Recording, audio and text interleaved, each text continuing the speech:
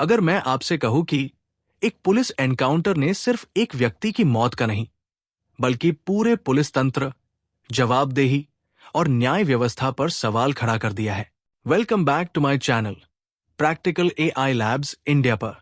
कुछ लोग इसे पुलिस की सही कार्रवाई बता रहे हैं, तो कुछ लोग इसे फर्जी एनकाउंटर कह रहे हैं। लेकिन सबूत वास्तव में क्या कहते हैं? आज हम इस पूरे मामले का विश्लेषण 3 अलग अलग नजरियों से करेंगे। एक कानूनी विशेषज्ञ की नजर से, एक पूर्व पुलिस अधिकारी की नजर से और एक फॉरेंसिक विशेषज्ञ की नजर से। यह वीडियो किसी का पक्ष लेने के लिए नहीं है। इसका उद्देश्य सिर्फ तथ्यों और सबूतों के आधार पर इस मामले को समझना है। यह सब डेटा ऑनलाइन अवेलेबल है या किसी न्यूज चैनल के द्वारा प्रकाशित है। अध्याय 1, आखिर हुआ क्या था? बिहार पुलिस के अनुसार 17 जून 2026 को पुलिस अवैध हथियारों से जुड़े एक ऑपरेशन के तहत भारत भूषण तिवारी के घर पहुंची। पुलिस का दावा है कि भारत भूषण तिवारी हथियारों से लैस था। उसने गिरफ्तारी से बचने की कोशिश की और बाद में पुलिस पर गोली चला दी। पुलिस का कहना है कि जवाबी कार्रवाई में उन्हें भी गोली चलानी पड़ी, जिसमें उसकी मौत हो गई।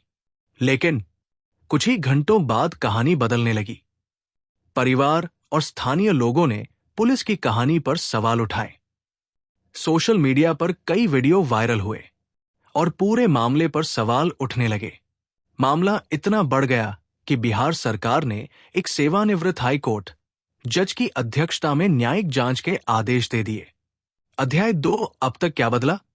जैसे जैसे जांच आगे बढ़ी, न्यायिक जांच शुरू हुई। मामले में शामिल कुछ पुलिस अधिकारियों को निलंबित किया गया। मीडिया रिपोर्टों के अनुसार पोस्टमार्टम में 3 नहीं बल्कि 5 गोलियां लगने की बात सामने आई। इन घटनाओं ने मामले को और गंभीर बना दिया। लेकिन इनमें से कोई भी तथ्य अपने आप यह साबित नहीं करता कि पुलिस सही थी या गलत। यही कारण है कि पूरी जांच अभी जारी है। अध्याय 3, कानूनी दृष्टिकोण। अगर इस मामले को कानून की नजर से देखें तो सबसे महत्वपूर्ण सवाल है, क्या पुलिस द्वारा घातक बल का प्रयोग कानूनी रूप से उचित था? भारतीय कानून पुलिस को सिर्फ इसलिए किसी व्यक्ति को मारने की अनुमति नहीं देता क्योंकि वो अपराध का आरोपी है। घातक बल का प्रयोग तभी उचित माना जा सकता है जब किसी की जान को तत्काल खतरा हो। सुप्रीम कोर्ट ने भी हर एनकाउंटर में स्वतंत्र जांच के स्पष्ट दिशा निर्देश दिए हैं। इसलिए अगर जांच में यह साबित होता है कि पुलिस ने आत्मरक्षा में गोली चलाई, तो कार्रवाई कानूनी मानी जा सकती है। लेकिन अगर यह साबित होता है कि उस समय कोई तत्काल खतरा नहीं था या खतरा खत्म होने के बाद भी गोली चलाई गई, तो कानूनी स्थिति पूरी तरह बदल सकती है। इसीलिए इस मामले में न्यायिक जांच की जा रही है। अध्याय 4, एक पूर्व पुलिस अधिकारी की नजर से। अब कल्पना कीजिए कि आप एक वरिष्ठ रिटायर्ड पुलिस अधिकारी हैं। आप सबसे पहले क्या पूछेंगे?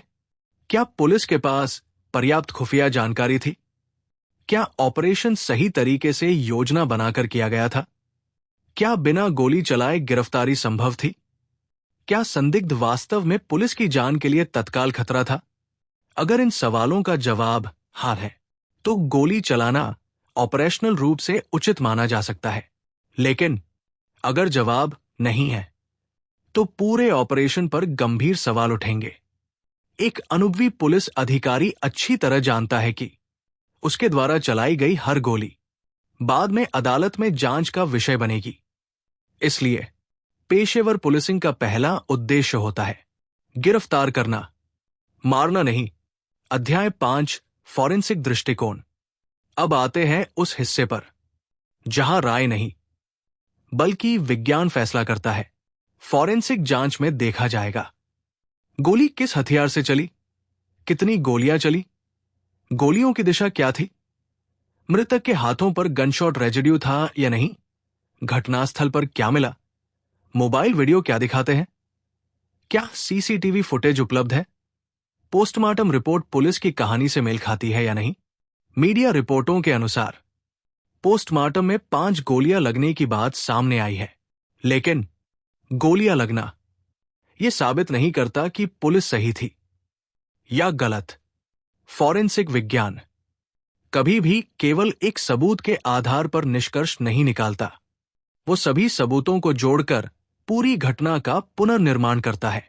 अंतिम विश्लेषण अब तक उपलब्ध सार्वजनिक जानकारी के आधार पर मेरी राय स्पष्ट है।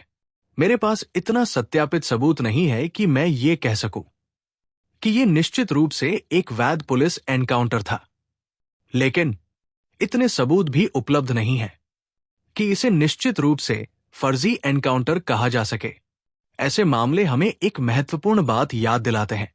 न्याय कभी भी किसी एक पक्ष का साथ देने से नहीं मिलता।